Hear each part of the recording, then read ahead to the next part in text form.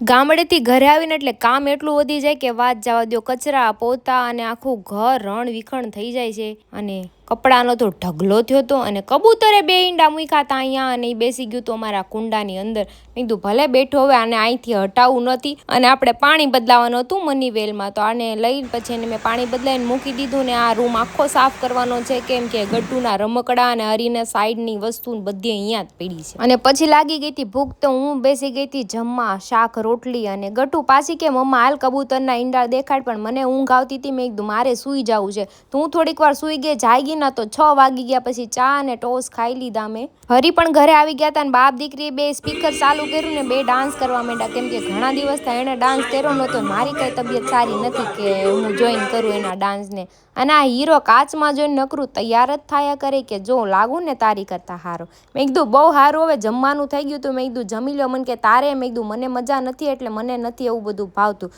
તો હું તો બેસી ગઈ હતી ઝૂલામાં. તો થોડી વાર થયું તો મારી ફ્રેન્ડ આવી ગઈ. જો મને માથામાં માલિશ કરી દીધું. આવા ફ્રેન્ડ બધાને મળે. અને હરીના ફ્રેન્ડ તો છે ને કેવા છે, દેહમાં ગઈ ને ત્યાં તો બધું ઘર મારું રણ વિખણ કરી નાખ્યું.